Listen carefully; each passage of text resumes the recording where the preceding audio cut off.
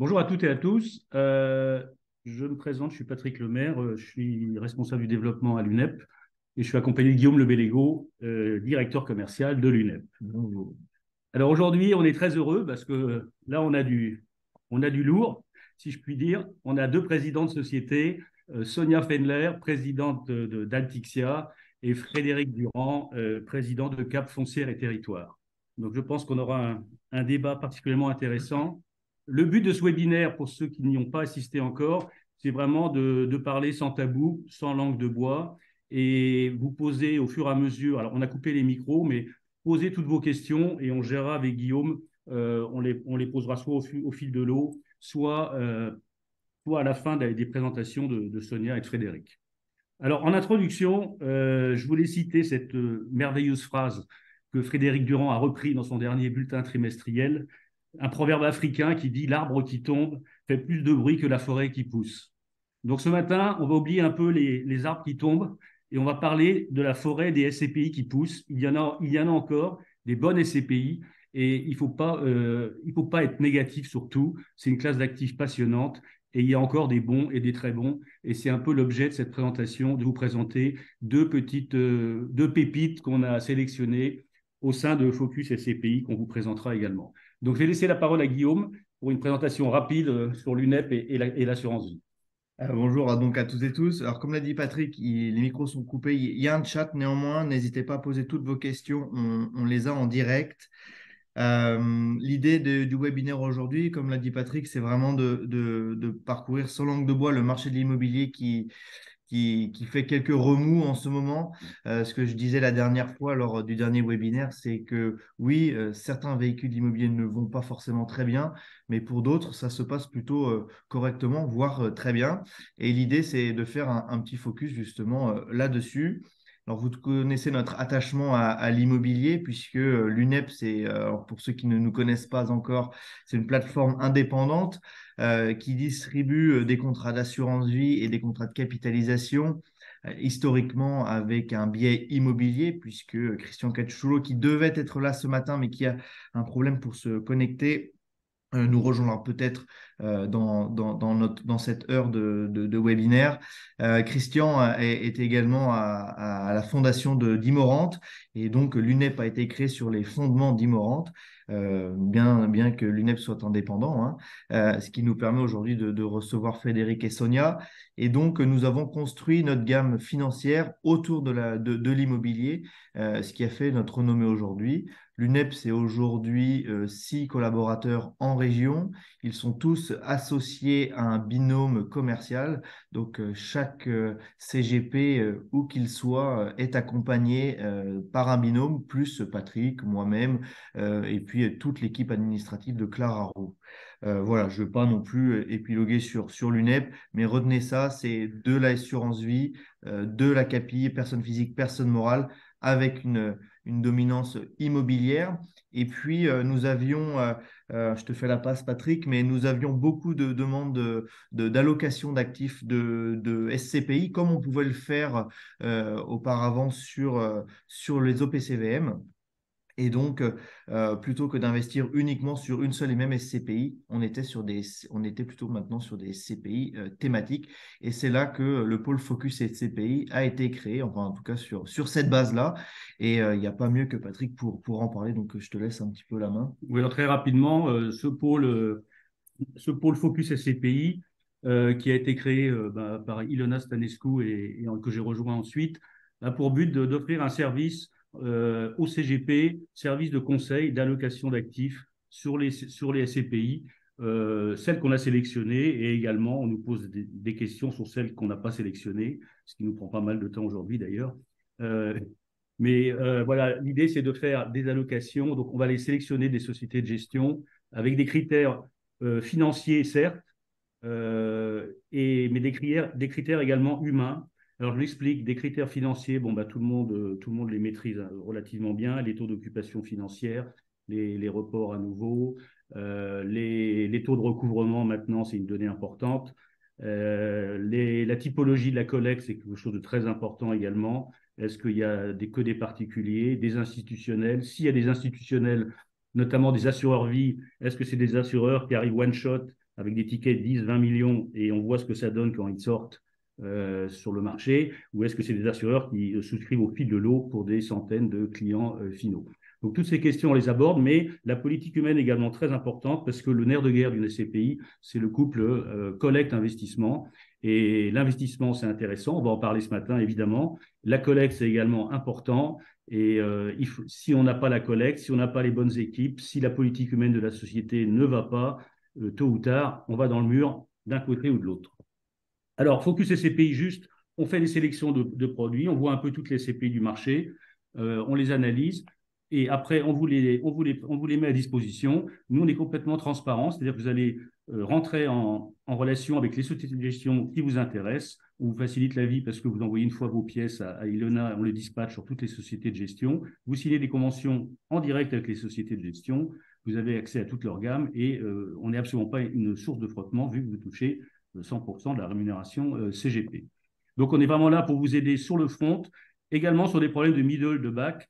On a eu le cas récemment d'un conseiller, c'est que ses commissions, il avait racheté un cabinet et n'était pas payé depuis un an. En 48 heures, on lui a réglé le problème. On essaie d'être assez dynamique et c'est ce qui nous caractérise. Et dernier point, on n'est pas langue de bois, c'est-à-dire qu'on n'est pas. L'avantage, c'est qu'on n'est pas affilié à une société plus qu'à une autre. Si demain on vous dit ah mais Frédéric, il n'y a plus rien dans les tuyaux en investissement, levez le pied pour la collecte, on vous le dira.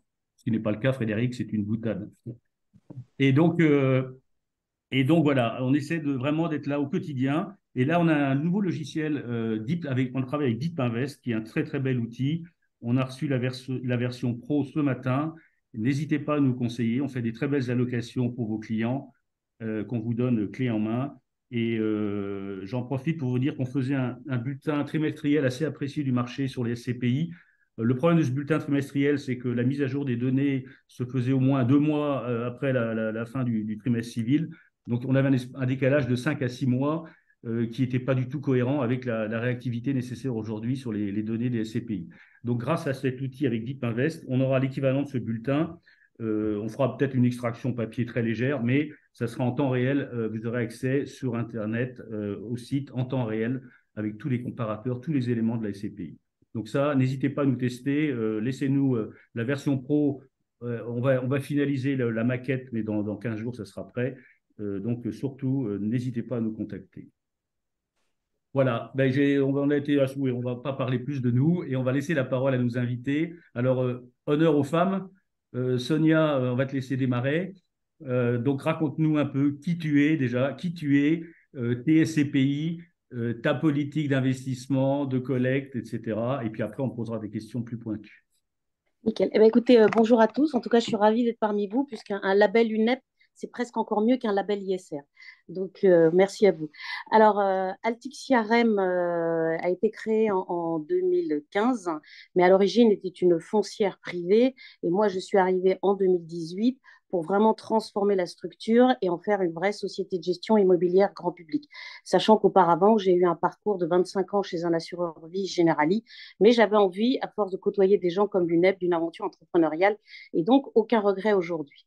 Donc en 2018, création de vraiment la société de gestion grand public. 2019, la création de 2 SCPI, Altixia Cadence 12 et Altixia Commerce. Et en 2019, un OPCI, Altixia Valeur.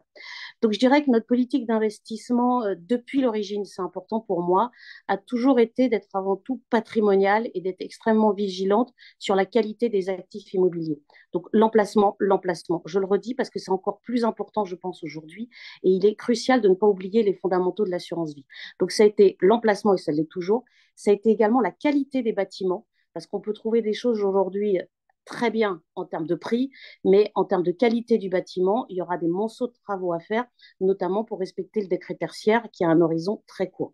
Donc nous, ça reste vraiment l'investissement, l'emplacement, la qualité du bâtiment, la taille des actifs qu'on achète. On a toujours été vigilant à acheter des actifs entre 1 et 10 millions maximum. Et on le voit aujourd'hui, ce sont des actifs qui restent toujours très liquides sur le marché. Aujourd'hui, on fait des offres assez agressives en termes de taux, puisqu'on n'achète rien en dessous de 7, et on a des gens qui achètent encore moins cher.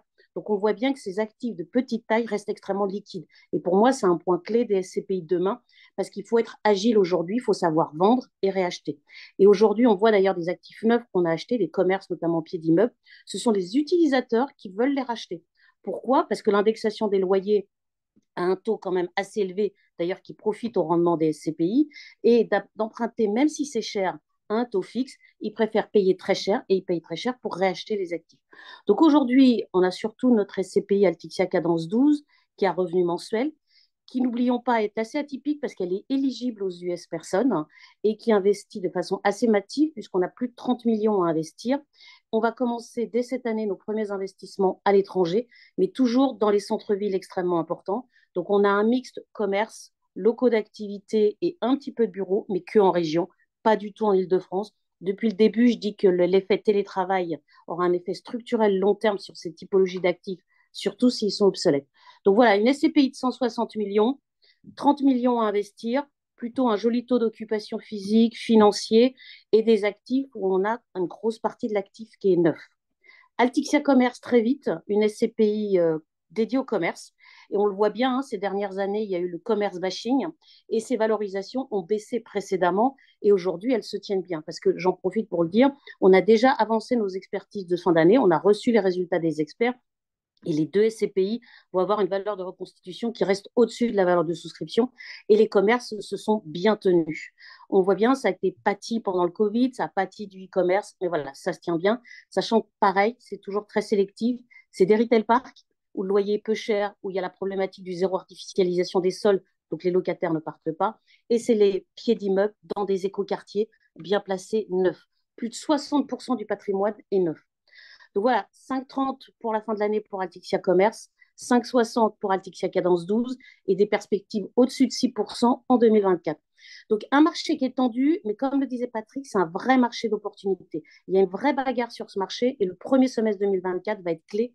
On voit bien qu'on a aujourd'hui des belles offres au-dessus de 7. Par contre, je n'irai pas chercher les trucs à 9. Si vous allez chercher un truc à 9, c'est un truc de pas bonne qualité. Donc le court terme, c'est pas pour nous. Moi, je vise toujours le long terme. Et si on achète un actif et on ne sait pas dans 10 ans ce qu'on peut en faire, on ne l'achète pas. Ce n'est pas la bonne solution. J'ai été rapide, mais j'ai essayé d'être synthétique. Très bien. Alors, pour que ce soit un peu vivant et plutôt d'avoir deux présentations à la suite, Frédéric, avant de parler du marché, est-ce que tu peux nous faire une présentation de ta société Foncière et Territoire que tu présides? Alors oui, bonjour à tous, bonjour à toutes. Eh bien moi, effectivement, je suis un actionnaire fondateur de Foncière et Territoire, qui est une société de gestion que j'ai créée il y a un peu plus de 25 ans, hein, dans l'Est de la France. Et on a un parcours un petit peu atypique par rapport à d'autres sociétés de gestion, puisqu'on a démarré par créer des clubs deals.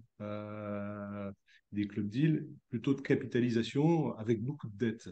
Et donc, quand j'ai créé notre société de gestion, quand vous avez beaucoup de dettes, ben, il faut que vos immeubles ils soient bien placés, il faut qu'ils soient bien loués, et puis il faut qu'il y ait des taux d'occupation élevés, puisque quand vous avez les loyers qui manquent, il faut faire appel aux associés.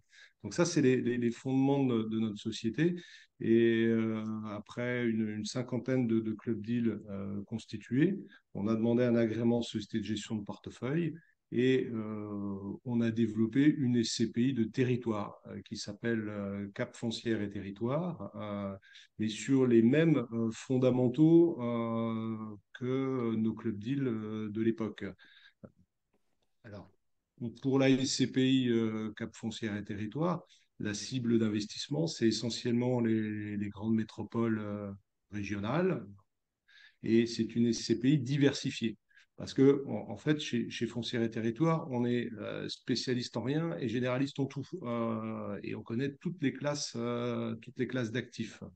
Donc, on a des actifs sur Lille, sur Nantes, sur Lyon, que l'on développe, et avec des produits aussi, des produits assez différents, parce qu'on a aussi bien des locaux d'activité de production, des locaux usage de bureaux, des locaux de commerce. On aime bien la formation également. Et en ce qui concerne les actifs, euh, bon, bien placés, c'est vrai que la notion d'emplacement sont importants, mais ce qui est important aussi, c'est de voir la qualité des locataires et on aime bien cibler des locataires qui sont dans une activité économique d'aujourd'hui, mais de demain hein, aussi. Donc, on a des activités de la tech, on a des activités de l'administration. Et là, en fait, ça rajoute encore à une grande mutualisation.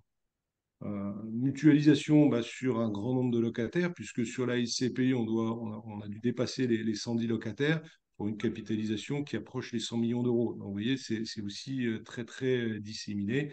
Et un petit peu comme Sonia, les typologies et les montants de l'investissement chez nous sont toujours inférieurs à 10. D'ailleurs, le plus gros des investissements, c'est 4 à 6 millions d'euros. Donc, on fait attention à cette notion de mutualisation. Et plus on a de sources de produits différents, d'activités différentes, plus on va sécuriser un fonds d'investissement. Voilà ce que je souhaitais dire. Et puis peut-être un petit peu plus répondre aux questions. Merci. Alors maintenant, on va enchaîner un peu sur quelles sont vos perspectives, notamment je parle surtout en investissement pour l'année prochaine. Pour être plus clair, est-ce qu'on trouve aujourd'hui des actifs, enfin, je parle plus du commerce peut-être, mais intéressants à acheter? Est-ce que votre politique, ça va être d'être un peu en stand-by, de garder du cash en attendant on ait une véritable baisse des taux, ou est-ce que vous avez déjà des opportunités qui se présentent, ou qui vont se présenter? Sonia, peut-être? Alors, sur le commerce, il y a déjà des opportunités qui se présentent, mais dès le départ, on est très clair aussi avec les vendeurs où on leur dit si le timing d'acquisition s'étend un peu trop longtemps, parce qu'ils sont lents, parce qu'ils sont, etc., on peut renégocier le prix en cours de route. Et ils l'entendent très bien. Donc, ce qu'on voit aujourd'hui pas mal, c'est des retail parks neufs sur lesquels on aime bien, parce qu'en général, ce sont des activités qui sont vraiment aux dernières normes énergétiques. Le seul sujet qu'on fait aussi attention, c'est aujourd'hui, c'est la solidité des promoteurs, puisqu'on voit bien qu'il y a quand même des promoteurs qui sont tombés en faillite. Donc, c'est un point d'intention d'aller chercher, quand on va chercher du neuf, que ça soit fait vraiment avec des retail parks et des promoteurs solides. Donc, le commerce, ça a déjà beaucoup baissé. Je suis assez persuadée que ça ne baissera pas beaucoup plus sur le premier semestre 2024. Ce qui n'est pas le cas du tout des bureaux et de locaux d'activité où il y a encore à attendre un tout petit peu avant d'avoir des belles affaires. Frédéric, à propos de bureaux, est-ce qu'on n'a pas un marché un peu à deux vitesses entre les bureaux, j'allais dire, parisiens au sens large, où là, on a des schémas un peu catastrophiques, enfin catastrophiques, plutôt noirs pour le court terme, et les bureaux de province bien situés, où ça a l'air, a priori, de se tenir beaucoup mieux. Alors, moi, je ne suis pas un spécialiste du marché de bureaux de l'Île-de-France parce qu'on n'y investit pas, donc c'est un marché qu'on ne connaît pas. Oui. Ce que je sais, c'est que sur l'Île-de-France, on est un peu à saturation de mètres carrés de bureaux et c'est peut-être pourquoi on a beaucoup de journalistes qui écrivent sur le bureau, sur les territoires, dans les métropoles. D'ailleurs, on a eu un transfert. Beaucoup d'entreprises euh, développent des activités sur les territoires. Je prends l'exemple, si vous êtes dans la tech, ben vous êtes obligé d'ouvrir des mètres carrés de bureau à Nantes parce que vous avez Nantes Tech, vous avez toutes les écoles de formation et vous pourrez avoir des salariés qui vont pouvoir se loger. Ben ça profite au marché nantais, peut-être au détriment du marché parisien. Euh, la même façon sur Lyon, qui est le deuxième grand marché tertiaire français. Bon, nous, on a nos bureaux sur Lyon. Moi, j'habite Lyon et on voit bien que le marché de Lyon, même si c'est un petit peu plus dur globalement en bureau, sur tous les marchés français, mais c'est des marchés qui se tiennent plutôt bien. Et justement, tu parles de bureaux. Mais en fait, moi, je sais que c'est une cible d'actifs qu'on aime bien, le bureau, et notamment sur les bureaux modernes, les bureaux. Aujourd'hui, on a la norme de construction RE 2020 où vous avez des immeubles qui consomment quasiment aucune énergie. Rien que par la présence des hommes, des ordinateurs, les coûts sont très très faibles. Nous, à Lyon, on est dans un immeuble à énergie positive. Et en fait, c'est ce type d'immeuble de bureau que les entreprises vont souhaiter vouloir occuper, les entreprises et leurs cadres. Et donc, je vois bien sur notre SCPI, on a acheté ces derniers temps des locaux à usage de bureau qui vont drainer cette demande. Avec des panneaux photovoltaïques parce que l'immeuble va produire de l'énergie, un immeuble moderne avec les bornes aussi pour les voitures électriques, hein, c'est très demandé sur nos territoires. Et donc là, bah, c'est sur ce type d'actifs que l'on va faire notre marché. Et, euh, et par contre, celui qui va conserver des bureaux d'il y a 10 ans ou d'il y a 15 ans, qui sont un peu plus compliqués à chauffer ou à rafraîchir, je dis bien rafraîchir parce que des fois on raisonne sur le coût de l'énergie pour se chauffer l'hiver, mais c'est plus, cette année, il a quand même fait pendant 3 4 jours 42 degrés à Lyon. Donc vous voyez, c'est plus les mêmes visions. Donc il faut être en pointe pour acheter des actifs d'aujourd'hui, mais aussi de demain. Et là, c'est à nos équipes de bien les sélectionner. En fait, Frédéric, si je comprends ce que tu me dis, c'est que sur les bureaux achetés récemment et bien achetés, il n'y a pas de souci, il n'y a pas de risque, entre guillemets, de dévalorisation. En fait, d'après ce que je comprends, c'est pour ça, c'est peut-être plus les vieilles SCPI qui sont touchées par des bureaux Ça, obsolètes ou pas. ça, Patrick, c'est toi qui le dis, mais effectivement, sur les CPI, c'est clair qu'aujourd'hui, Sonia le disait tout à l'heure, le zéro artificialisation nette, c'est dur à dire, hein. Euh, donc, moins de terrain, moins de foncier, demain, moins de promoteurs, parce que les promoteurs réduisent énormément la voiture, hein. C'est un métier difficile, promoteur, en ce moment. Effectivement, on est attentif de savoir à qui on achète. Fait qu'il va y avoir, à très court terme, moins de produits de bonne qualité et neufs. Et c'est pour ça que je pense qu'il est intéressant, alors sur 2024, Sonia en parlait tout à l'heure aussi, de pouvoir saisir les bonnes opportunités, parce que les promoteurs, ils aiment bien nos activités de SCPI. Il n'y a pas de conditions de financement, on paye cash, donc on en profite un petit peu en ce moment. Et dans tous les cas, sur les bureaux, même neufs en région, ce qu'il faut rester, c'est sur des petites et moyennes surfaces, ou en tout cas des bureaux où tu pourras mettre du multilocataire. Parce qu'on voit bien aujourd'hui des monolocataires sur les très grosses surfaces, ça reste quand même de plus en plus compliqué. Donc il faut prévoir de pouvoir le mettre en multilocataire, dans tous les cas. D'accord. Et est-ce que vous pouvez nous dire plus concrètement, bon, on parle évidemment, Sonia, tu as commencé par là, la qualité, mais concrètement, moi, je répète, mais j'ai découvert, ça m'a choqué, que bah, il y a des sociétés de gestion des CPI aujourd'hui qui achètent des actifs sans même aller les voir, et ils regardent juste sur Google Maps où c'est situé. Alors j'étais un peu les bras ballants et consterné. Est-ce que vous pouvez me raconter, enfin, oui, me raconter, parce que l'immobilier, ça se touche, ça se sent, comment vous achetez un actif de bureau ou de commerce aujourd'hui? Alors écoute, de notre côté, on a un comité d'investissement qui a lieu toutes les semaines où les équipes des investissements vont nous présenter ce qu'ils ont sélectionné, qui correspond à notre cahier des charges. Et en général, ils nous présentent aussi des choses qui sont en dehors du cahier des charges, justement pour voir un peu comment évolue le marché immobilier. Donc une fois qu'on a regardé les actifs, donc là sur le papier, on utilise effectivement Google Maps pour voir où ça se trouve, les nœuds routiers, etc. Et ce qui est intéressant quand même dans Google Maps, c'est de voir l'historique des locataires qu'il y a pu y avoir précédemment sur 10, 15 ans. Maintenant, il y a une profondeur dans Google Maps qui est très intéressant. Après, si ça nous intéresse, on va faire une offre, mais effectivement, toujours, toujours, toujours sous condition de visite. On n'achète jamais un actif sans l'avoir visité. Et je dirais que même nous, on va plus loin. Généralement, on appelle des CGP de la région pour qu'ils nous disent ce que lui, il en pense. Parce que si on a visité un commerce un samedi, moi, ce que je veux savoir, c'est comment ça fonctionne dans la semaine, comment ça fonctionne le week-end, est-ce que c'est tôt le matin, tard le soir, etc. Et il n'y a pas de mystère, c'est celui qui vit à côté qui connaît mieux aussi l'activité de ce locataire. Donc, dans tous les cas, on va tout le temps visiter. Et toutes les semaines, on regarde un état d'avancement de l'investissement, si on l'accepte, on ne l'accepte pas.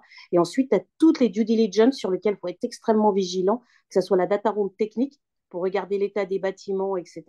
Les baux, la lecture des baux. Je pense qu'aujourd'hui, on ne regarde pas suffisamment les baux et des fois, on découvre des horreurs qui ont été faites par les anciens propriétaires avec des clauses de concurrence, c'est-à-dire que tu ne pourras pas mettre un autre locataire à côté qui soit concurrent, etc. Et ça va te pénaliser demain, notamment par exemple dans un retail park de commerce. Donc, il faut vraiment prendre toutes ces étapes. C'est pour ça qu'aujourd'hui, faire une acquisition en moins de 4 mois, c'est quand même extrêmement difficile. Frédéric? D'autant plus que Frédéric, toi, tu as des implantations en région. Est-ce que ça te permet d'avoir des deals que tu n'aurais peut-être pas en étant à Nancy ou Lyon? Alors, c'est vrai que nous, on est sur 3 sites, Nancy pour le nord et l'est, Lyon pour tout ce qui est Rhône-Alpes, Méditerranée et Nantes pour l'ouest. Nous, tous les lundis, on a une réunion qu'on appelle la réunion TAMI, c'est-à-dire qu'on passe en revue tous les dossiers qu'on a reçus dans la semaine. Et de cette réunion TAMI, tiens, il va y avoir euh, un dossier qui va ressortir et on va commencer de le travailler. On est très très sensible aussi, alors que ce soit si c'est des brokers ou des promoteurs, à la constitution du dossier, parce que des fois, il y a des dossiers qui sont pas toujours très très bien montés et on va peut-être les écarter. Et puis effectivement, on essaye, une fois qu'on va commencer de les travailler, avoir un maximum d'éléments. Bon, les DPE, il y a des dossiers qu'on demande rapidement. C'est les DPE, les analyses techniques, parce que si on sait que l'actif a peut-être un petit peu d'âge, on va tout de suite demander les éléments techniques parce que ça évite de perdre trop de temps.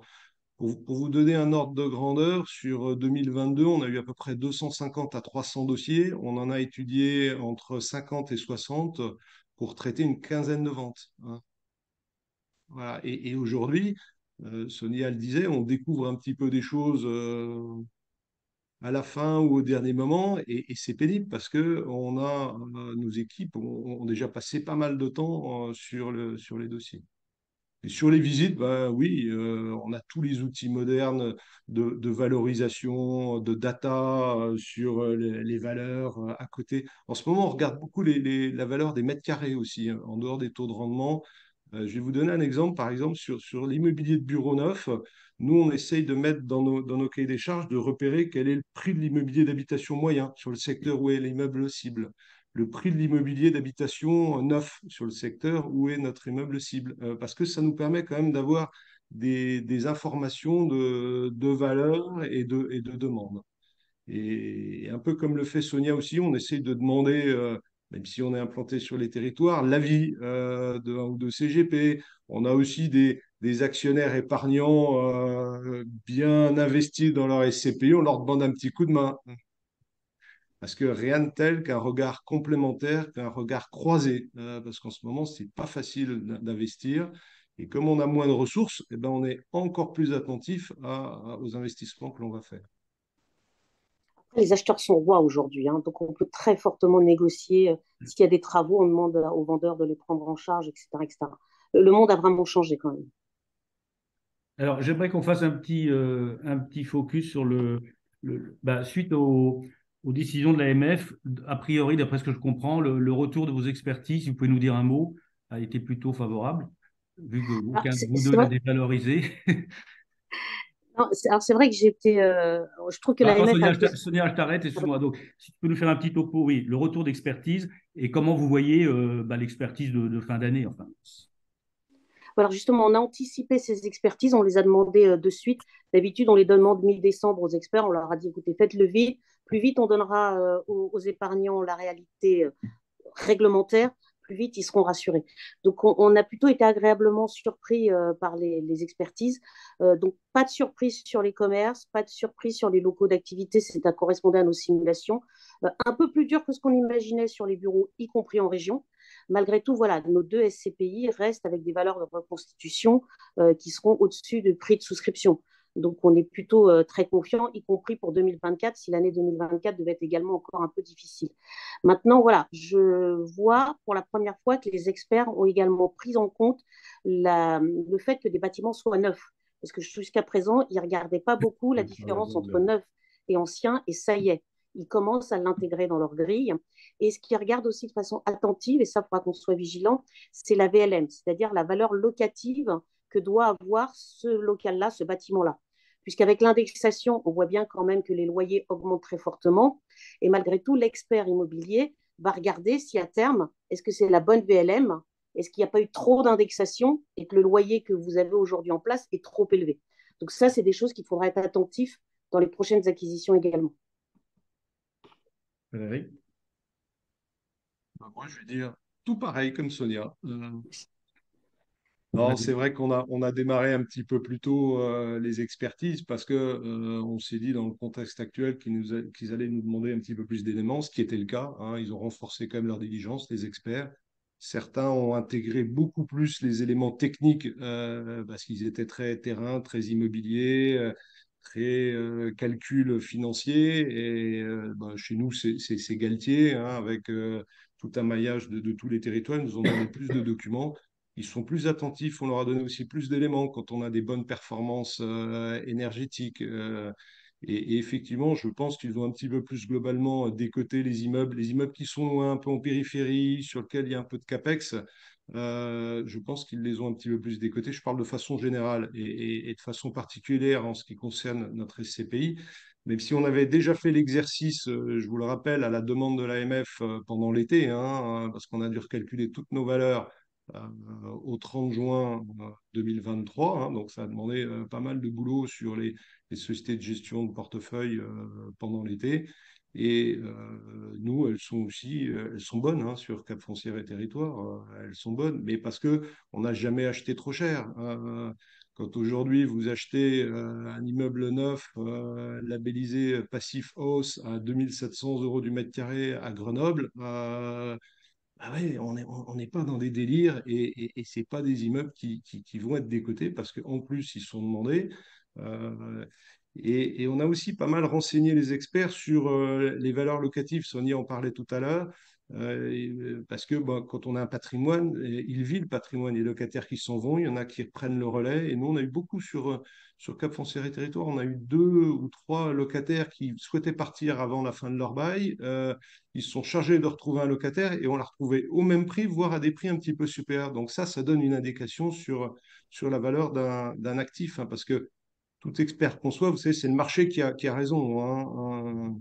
Donc chez nous, bah, plutôt très positif les retours que l'on a eus Alors aux justement, tu parlais expertises de de fonds de commerce. locataires. Bon, on a vu sur le marché que certaines SCPI avaient bien souffert de, de, de locataires qui avaient rompu renoncé à leur bail. Donc ma question, c'est quel est le poids du locataire le plus important chez vous, dans vos SCPI? Que représente voilà, le locataire le plus important? Honneur aux femmes parce que c'est la colle, comme ça je vais réfléchir à Pas la cool, là, réponse. Frédéric. Non, là, j'ai plus en tête parce qu'en plus, il y a un comité risque qu'on fait tous les trimestres où on regarde le poids des locataires. Et de mémoire, j'en ai pas un qui a fait plus de 10%. Non, je suis en dessous des 5% à chaque fois systématiquement sur tous les locataires. D'accord. Je suis en train de remémorer. Non, j'ai pas. Alors chez nous, c'est pareil, la Attends, SCPI. Juste Frédéric, excuse-moi. Le point d'attention, par exemple, qu'on peut avoir, c'est un basic fit qui s'implante un peu partout, typiquement le sport. Donc là, on peut l'avoir sur un actif, on peut l'avoir sur un autre actif. Donc Oui, on regarde le poids du locataire, justement, pas uniquement dans un actif, mais vraiment sur la totalité de patrimoine de la SCPI. Donc typiquement, c'est ce genre de locataire sur lequel on est très vigilant à ne pas dépasser un pourcentage trop élevé de basic fit sur le patrimoine de la SCPI. Et on est en dessous des 5% sur ce typologie de locataire, par exemple. Même si ça fonctionne très bien, mais par principe, c'est la règle. d'accord. Frédéric? Chez nous, j'ai mes petites anti-sèches. Hein. Le plus gros locataire qui représente un petit peu moins de 5%, c'est Pôle emploi sur la SCPI. Donc un Il devrait rester locataire stable. plutôt sécure, hein, qui va avoir peut-être un peu à recruter prochainement. Donc, non, ce qui est important, c'est effectivement la diversité. Et c'est bien, tu parles de locataires parce que moi, j'ai toujours fondé l'entreprise sur 3 départements, hein, autour de l'adage collecter, investir et gérer au cœur des territoires. Et le mot gérer est quand même un mot hyper important en ce moment parce que c'est pas le tout d'avoir beaucoup d'argent, c'est pas le tout d'investir en veux-tu, en voilà. Aujourd'hui, il faut des gestionnaires, il faut des équipes.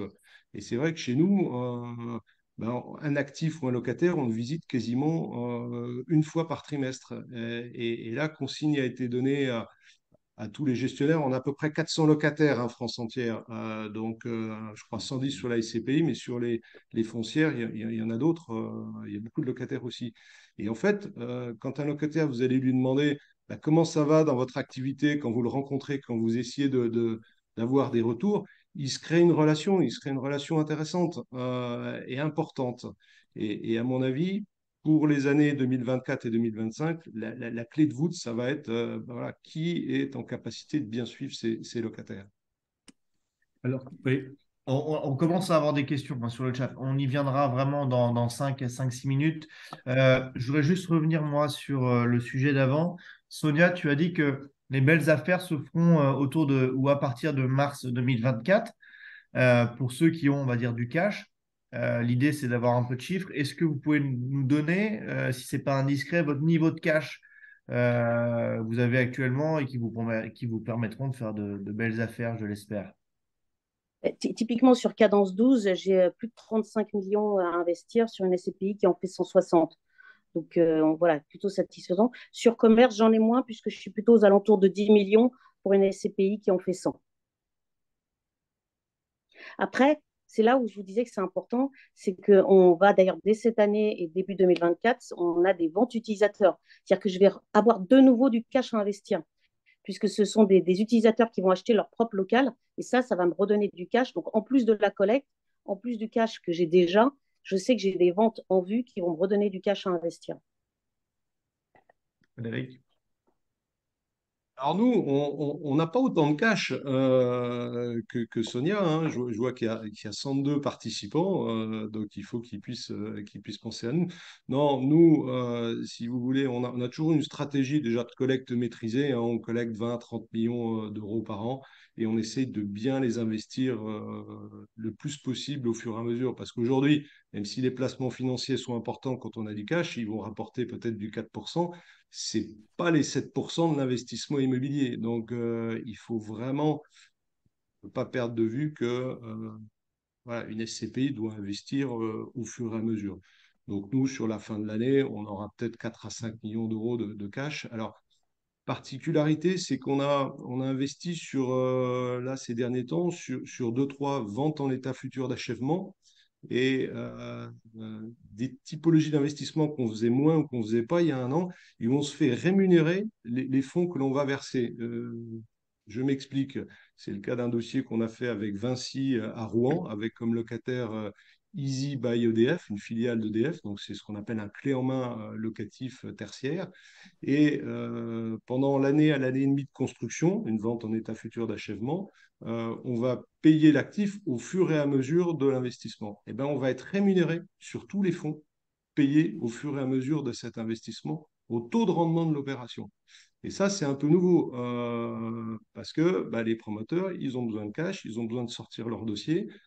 Et ça, je pense que c'est assez intéressant pour la SCPI, pour nos épargnants, parce que ça permet d'avoir un rendement lissé jusqu'à ce que l'immeuble soit livré. Alors, quelques petites questions en vrac, mais très rapides, une réponse très rapide. Je pense que tous les deux, vous n'avez pas de part en attente de rachat. Non, je touche du bois. Non, non, on n'a Bon. pas de part en attente. Non, Et attends, la juste, deuxième question, c'est est-ce que vous pouvez j'avais abordé ce thème en début de séance, est-ce que vous pourriez nous dire un mot sur la détention du capital de vos SCPI entre particuliers, institutionnels et institutionnels plus précis si c'est des assureurs? Alors, sur la SCI commerce, sur la SCPI commerce, sur les 100 millions, j'ai une SCI qui a investi à hauteur de 1 million dessus et qui n'est pas sortie. Sinon, j'ai à peu près 40% qui a été commercialisé en unité de compte chez l'assureur, notamment Generali, puisque c'est mon ancienne maison. Et pour le coup, j'ai aucune sortie du tout sur ce typologie-là, puisque c'est vraiment pas les fonds propres de l'assureur, c'est vraiment une unité de compte.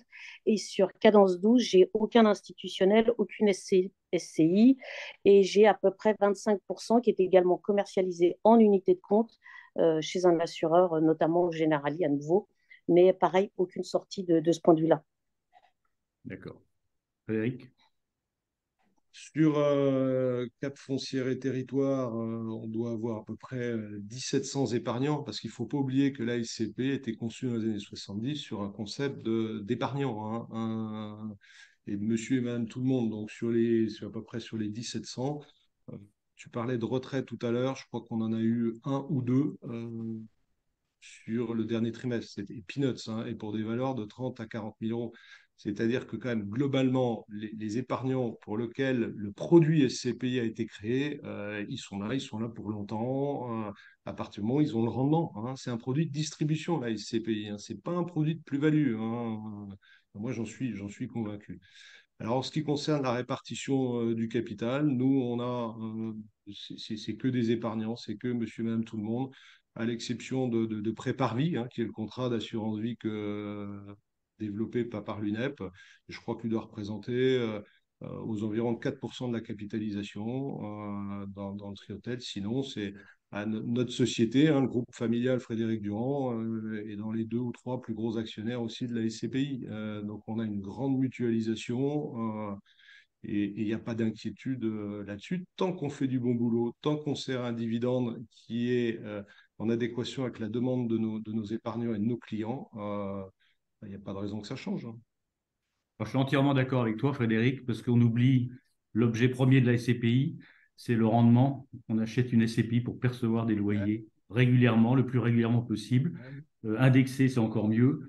Et la valeur du bien, on s'en moque un peu. Je prends toujours cet exemple. Quand vous avez un appartement, si vous avez un locataire pour 15 ans et que vous pouvez lui indexer régulièrement son loyer, savoir que votre voisin de palier qui a le même appartement l'a vendu 10% moins cher que ce que vaut le vôtre, ça vous est complètement égal. Ce n'est pas l'objet du débat.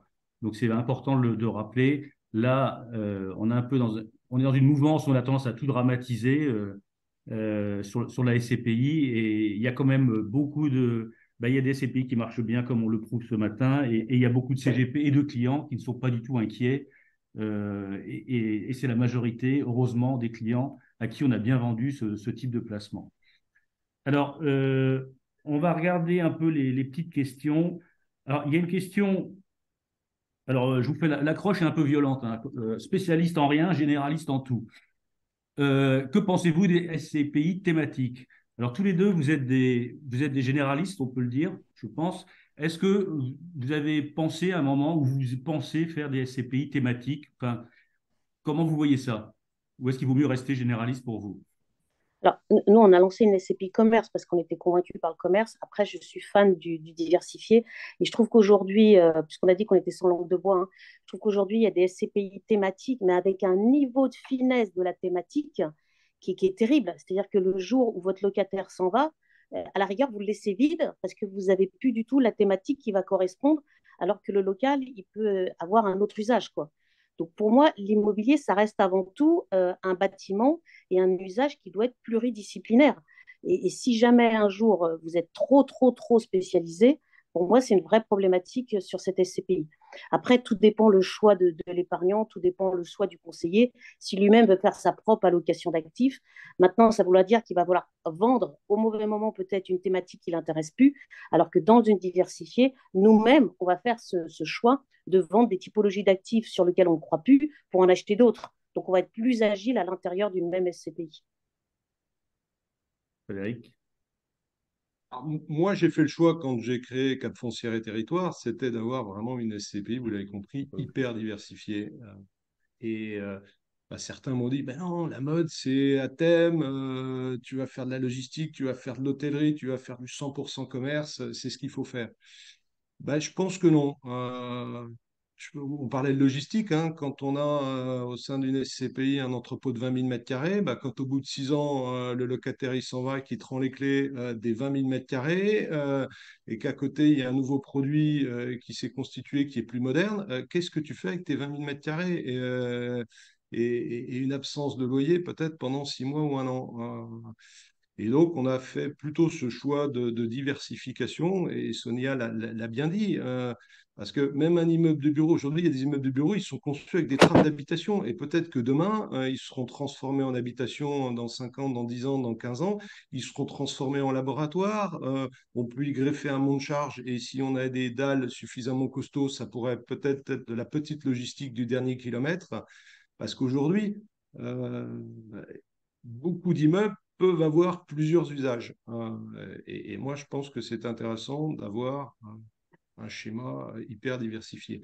Et quand vous avez une crise, parce que qui vous dit que demain, si on doit faire payer le vrai prix d'une taxe carbone sur les produits qui vont être achetés demain avec le démarrage du Black Friday, qui vous dit que des valeurs de grands entrepôts seront toujours les mêmes. Je ne sais pas tout ça, hein. Il y a tellement de volatilité dans les typologies de produits. c'est pas évident de se projeter. Et de la même façon, quand notre confrère là, qui avait qu'une SCPI complètement d'hôtellerie, quand le Covid arrive, c'est pas simple.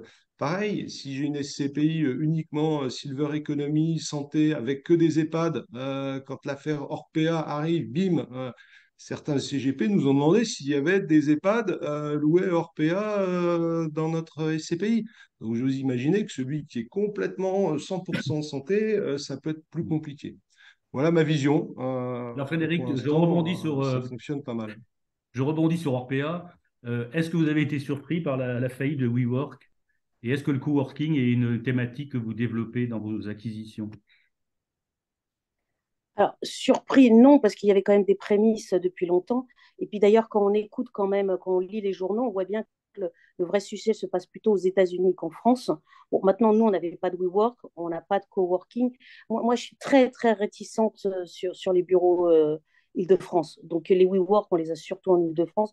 Le phénomène télétravail, hein, on a beau dire qu'aujourd'hui, on va revenir avec moins de télétravail parce qu'il n'y a plus l'acquisition, l'appétence à l'entreprise, on restera minimum à 2 jours par semaine. Sinon, vous embauchez pas.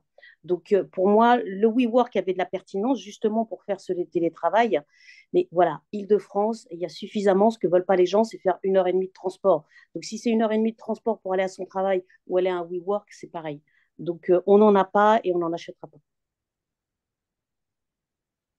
Frédéric? Alors, moi, ce que je pourrais dire, en l'an 2000, j'avais créé une petite structure avec des amis où on faisait de la gestion et l'animation de, c'était pas des centres de coworking, on appelait ça des hôtels d'entreprise. Et on en a développé jusqu'une douzaine. Et en fait, on s'est aperçu que c'était un service qui était demandé, qui était pas très demandé par les entrepreneurs. Par contre, c'était un service qui était très compliqué à rentabiliser parce que c'est comme de l'hôtellerie. Quand les gens bougent, sont hyper flexibles. S'il n'y a pas un taux d'occupation minimum de 60 à 70%, ben, ça ne gagne pas d'argent. Et une boîte qui ne gagne pas d'argent, elle ne continue pas. Donc, pour répondre à ta question, moi, je n'étais pas complètement surpris parce que quand tu achètes des immeubles complets ou que tu vas louer très cher parce que tu vas vouloir attirer, à un moment donné, si tu ne remplis pas complètement, c'est compliqué. Néanmoins, la notion de service, c'est-à-dire de salle de réunion partagée, de salle de visioconférence partagée, je trouve que c'est pas mal. Et avoir, par exemple, dans un immeuble de bureau qui va faire 3 à 5 000 mètres carrés, un 500 à 700 mètres carrés qui peut être partagé sur plusieurs utilisateurs, c'est de la prestation de service. Et à ce moment-là, ça peut permettre à des locataires de rester beaucoup plus longtemps dans l'immeuble, dans un bail classique, sachant qu'ils vont utiliser cette prestation de service complémentaire. Ce que l'on fait dans certains de nos immeubles tertiaires.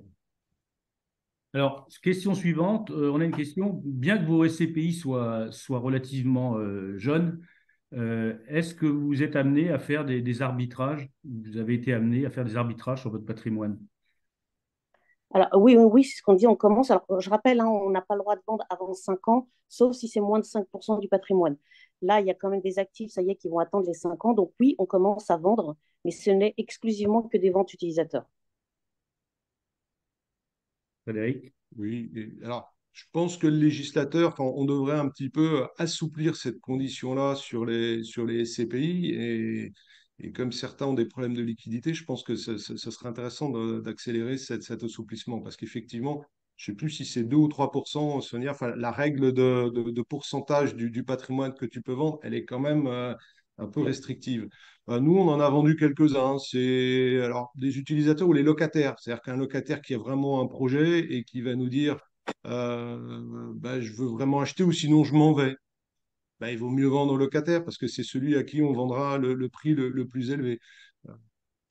Et autre exemple aussi sur des dossiers, ce qu'on fait beaucoup sur le patrimoine, c'est qu'on peut peut-être dire à un candidat locataire, bah, écoutez, vous allez louer et on va signer une promesse de vente. Vous allez pouvoir lever dans 2 ans, dans 3 ans, dans 4 ans. Et auquel cas, ben, il va signer le bail, il vient chez nous et après, il lèvera ou il lèvera peut-être pas la promesse. Mais si on n'avait pas eu cette clause-là, on n'aurait pas intégré cette entreprise locataire dans notre patrimoine. Voilà des techniques de négociation pour attirer dans nos immeubles. Ok. Bon, la France, c'est le deuxième pays le plus taxé au monde. La taxe foncière n'y a pas échappé puisqu'il y a une hausse. Alors, je lis plus 50% sur Paris. Est-ce que ça a eu un impact pour vous et est-ce que vous l'avez compensé par une hausse des loyers? Alors déjà, il y a une partie des taxes qui sont refacturées aux locataires, il ne faut pas oublier. Donc une grosse partie des taxes est quand même refacturée aux locataires. Non, je pense que l'indexation des loyers est déjà très significative, puisque là, l'indexation de l'inflation, on n'est pas loin de 6,5. Et je rappelle que pour les TPE, PME, c'est plafonné à 3,5, ce que je trouve déjà très bien. L'important, surtout dans une SCPI, c'est d'avoir la vacance la plus faible. Et je rejoins Frédéric, et notamment le Covid nous a rendu une proximité très forte avec le locataire et puis avoir une relation uniquement bailleur-payeur, payeur-encaisseur, et vraiment une relation de partenariat. On doit être partenaire avec notre locataire. Donc on les accompagne, je dirais que même on va plus loin, on les accompagne pour les aider à faire du business. On va mettre en place un compte Instagram pour un retail park pour attirer du chaland. Voilà, donc la taxe foncière, oui, c'est un coût, mais ça reste minime malgré tout dans le patrimoine d'une SCPI. Frédéric?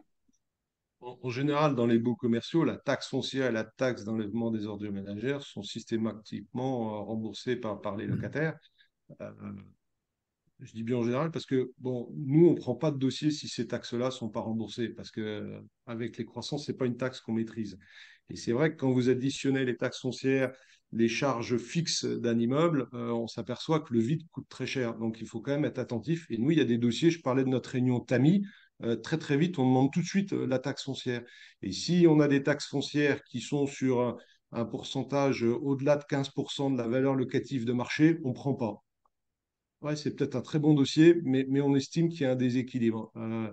Parce que si demain c'est vide 2 mois, 3 mois, 6 mois, le local, on va avoir des taux de rendement négatifs. Donc on a des critères d'analyse qui font qu'il y a certains dossiers qu'on ne prend pas. Je me souviens d'un dossier à Bordeaux où bah non, on a découvert 25 euros du mètre carré une taxe foncière alors que le prix de marché était de 125 euros du mètre carré.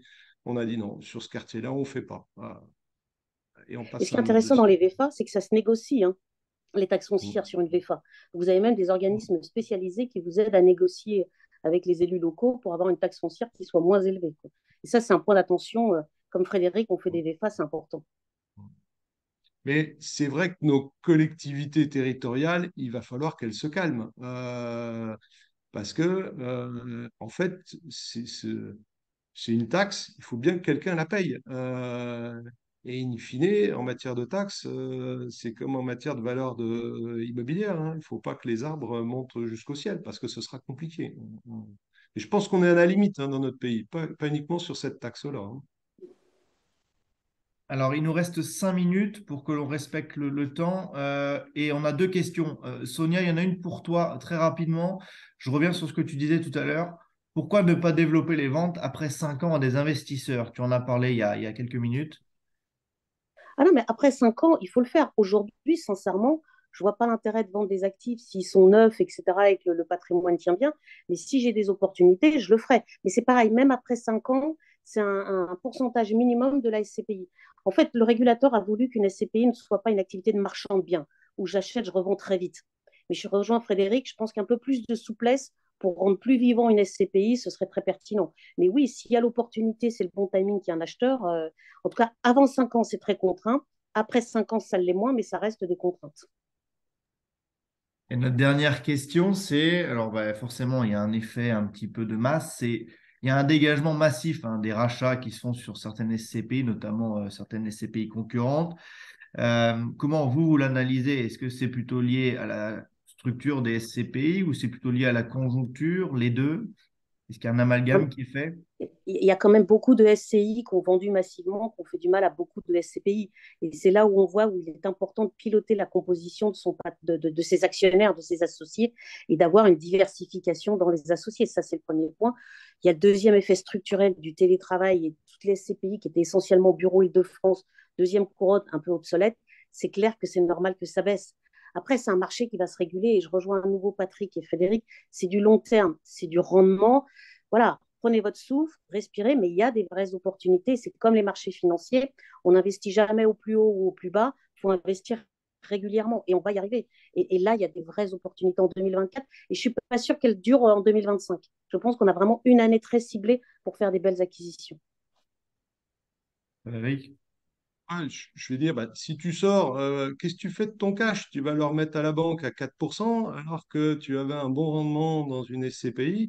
Eh ben, il faut le flécher vers deux belles sociétés de gestion de portefeuille qui sont présentes devant vous, Altixia et Foncière et Territoire. Donc n'hésitez pas. Qui font du bon boulot. Voilà, venez chez nous pour ce cash Alors justement, 50-50. justement à propos de venez chez nous, juste un petit, sur un plan pratique, vous pouvez nous donner le montant le minimum de souscription et les frais de gestion de vos SCPI. Alors, sur Cadence 12, c'est 2 000 € minimum, c'est 10 parts et ensuite, c'est des parts de 200 €. Sinon, c'est un délai de jouissance de 5 mois, un revenu mensuel. Et tu avais dit quoi comme autre question? J'ai oublié. Mince. Tout est digital. Alors ça, je suis fan du digital. Donc, on est extrêmement rapide, que ce soit d'ailleurs pour les entrées, les sorties, on est rapide. Et 10% de frais de gestion. Commerce est à 2,5% de frais d'entrée, 15% de frais de gestion et pareil, 5 mois de délai de jouissance. Frédéric? Alors, pour Cap Foncière et Territoire, les délais de jouissance, c'est pareil, c'est 5 mois, voire 4, puisqu'on voit bien que les souscriptions, elles arrivent en fin de mois. Et en matière de... C'était quoi la Les question frais, déjà? les frais. Les frais, oui. Ah, les frais, voilà. Donc, on est à 8% en gestion et 10% sur les frais d'entrée. Bon. T'es pas cher en frais de gestion d'ailleurs par rapport au marché. C'est une politique délibérée, parce que le marché est plutôt à 10-12. J'ai pas entendu, moi, la question. Non, je disais, en fait, tu n'es pas cher en termes de frais de gestion, parce que quand on voit le marché est plutôt à 10 ou 12%. Et voilà, je suis agréablement surpris, parce que je ne l'avais pas en tête. Il y a un moment donné, tout s'écoute sans pile, et si on veut de la performance, puisque nous, on est quand même dans une cible de performance de l'ordre de 6%, auprès de nos épargnants, c'est clair qu'il faut qu'on ait des coûts de fonctionnement les plus maîtrisés possibles, ce qu'on essaye de faire. Donc voilà, c'est QFD. Hein. Et en conclusion, rappelez-nous les perspectives de rendement pour cette année. Alors, je ne vais pas vous demander pour 2024. Hein. Bah, si, pourquoi pas. Alors, demandons-le. On va jouer à Madame Soleil. Alors, la SCPI Des diversifiée cristals. Cadence 12, on sera à 5,60 à la fin de l'année et on a des perspectives au-dessus de 6 pour 2024. La SCPI Commerce sera à 5,30 cette année. On n'a pas encore fait nos simulations 2024, mais je pense qu'on sera entre 5 et 5,50. Frédéric? C'est dur, hein, toutes ces questions de boules de cristal. Hein. Je suis étonné que certains ne nous demandent pas 2025 et 2026. Tu vois, j'ai été Non, raisonnable. On devient raisonnable avec l'âge. ouais, je vous remercie, les garçons. Là. Donc, nous, pour Cap Foncière et Territoire, je pense qu'on va avoir 6% là, sur la moyenne de 2023 en TDVM. Et puis, bah, l'idée, c'est de conserver le même taux sur 2024.